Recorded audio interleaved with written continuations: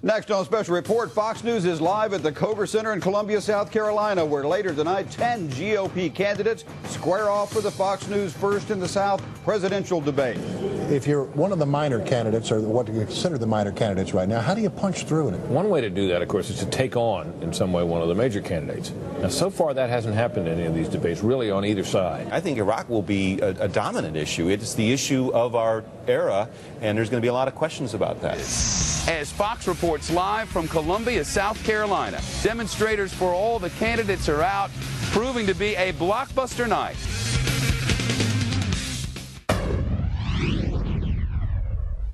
You Decide 2008. The First in the South Republican presidential candidates debate. Live from the Coker Center on the campus of the University of South Carolina. Congressman Paul, you're one of 6 House Republicans who back in 2002 voted against authorizing President Bush to use force in Iraq.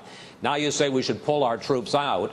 A recent poll found that 77% of Republicans disapprove of the idea of setting a timetable for withdrawal. Are you running for the nomination of the wrong party? But you have to realize that the base of the Republican Party shrunk last year because of the war issue. So that percentage represents less people. If you look at 65 to 70% of the American people, they want us out of there. They want the war over. In 2002, I offered an amendment to international relations to declare war, up or down, and it was nobody voted for the war. And my argument there was, if we want to go to war and if we should go to war, the Congress should declare it. We don't go to war like we did in Vietnam and Korea, because the wars never end. And I argued the case and made the point that it would be a quagmire if we go in. Ronald Reagan in 1983 sent Marines into Lebanon, and he said he would never turn tail and run. A few months later, the Marines were killed, 241 were killed, and the Marines were taken out. And Reagan addressed this subject in his memoirs. And he says, I said I would never turn tail and run. He says, but I never realized the irrationality of Middle Eastern politics, and he changed his policy there. We need the courage of a Ronald Reagan. Brian from Fort Wayne asks this question via the internet, a question about controlling government spending. Congressman Paul, can you tell me 3 federal programs you consider wasteful and would eliminate? I'd start with the departments. Department of Education, Department of Energy, Department of Homeland Security. We've started with, the Republicans put in the Department of Homeland Security. It's a monstrous type of bureaucracy. It was supposed to be streamlining our security, and it's unmanageable. I mean, just think of the efficiency of FEMA in its efforts to take care of the floods and the hurricanes. So yes, there's a lot of things that we can cut, but we can't cut anything until we change our philosophy about what government should do.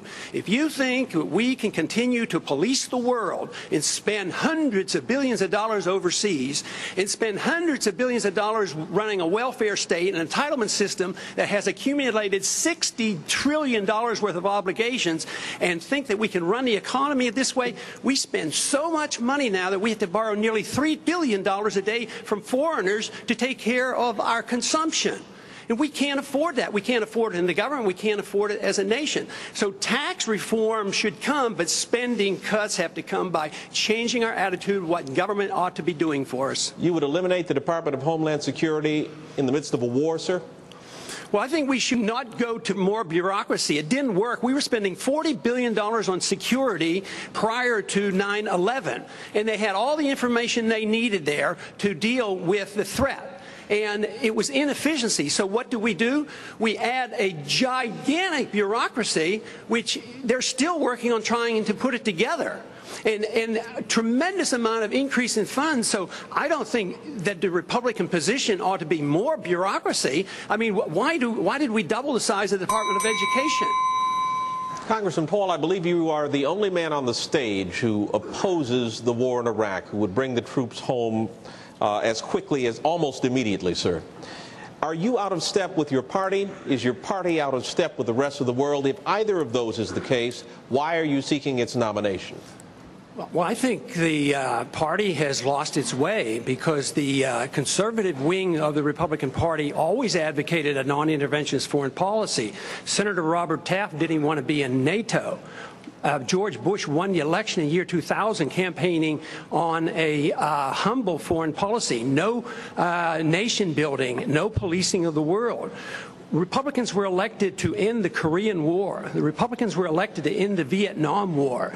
There's a strong tradition of being anti-war in the Republican Party. It is the constitutional position. It is the advice of the founders to follow a non-interventionist foreign policy. Stay out of entangling alliances. Be friends with countries. Negotiate and talk with them and trade with them.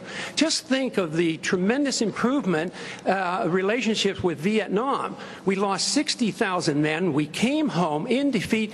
Now we go over there and invest in Vietnam. So there's a lot of merit to the advice of the founders and following the Constitution.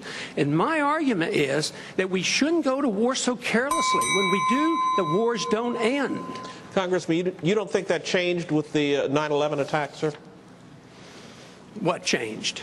The non-interventionist policies. No, non-intervention was a major contributing factor. Have you ever read about the reasons they attacked us? They attack us because we've been over there. We've been bombing Iraq for 10 years. We've been in the Middle East. I think Reagan was right. We don't understand the irrationality of Middle Eastern politics. So right now we're building an embassy in Iraq that's bigger than the Vatican. We're building 14 permanent bases. What would we say here if China was doing this in our country or in the Gulf of Mexico?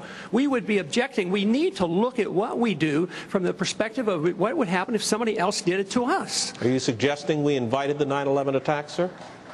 I'm suggesting that we listen to the people who attacked us and the reason they did it. And they are delighted that we're over there because Osama bin Laden has said, I am glad you're over on our sand because we can target you so much easier. They have already now, since that time, have killed 3,400 of our men, and I don't think it was necessary. Wendell, may I make a comment on that? That's really an extraordinary statement. It's an extraordinary statement of someone who lived through the attack of September 11, that we invited the attack because we were attacking Iraq. I don't think I've ever heard that before, and I've heard some pretty absurd explanations for September 11.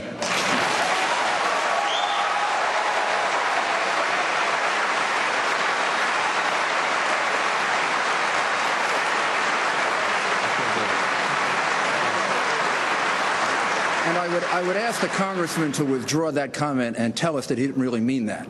Congressman? I believe very sincerely that the CIA is correct when they teach and talk about blowback. When we went into Iran in 1953 and installed the Shah, yes, there was blowback. The reaction to that was the taking of our hostages, and that persists. And if we ignore that at our own risk. That if we think that we can do what we want around the world and not incite hatred, then we have a problem. They don't come here to attack us because we're rich and we're free. They come and they attack us because we're over there. I mean, what would we think if we were if other foreign countries were doing that to us? Can I have 30 seconds, please? No, wait a second. We'll all get 30 seconds. They are coming. We all want 30 seconds to talk about this. Congressman Paul, one last question for you on this. The president believed after 9/11 that the tax cuts that he had put in place were helpful in softening the economic downturn that occurred and allowing the United States economy to rise out of it. Would you propose, what economic policies would you propose under this scenario to avert or soften a recession? Well, the lower the taxes, the better, and I think cutting taxes would be beneficial, but we should find places where we could cut spending as well, because eventually a deficit can be very, very harmful to us. There'll be many more debates, but that is it for us tonight. Our thanks to the candidates and their staffs, and to our debate partner, the Republican Party of South Carolina, and also to the terrific people here at the University of South Carolina and the Koger Center for all of their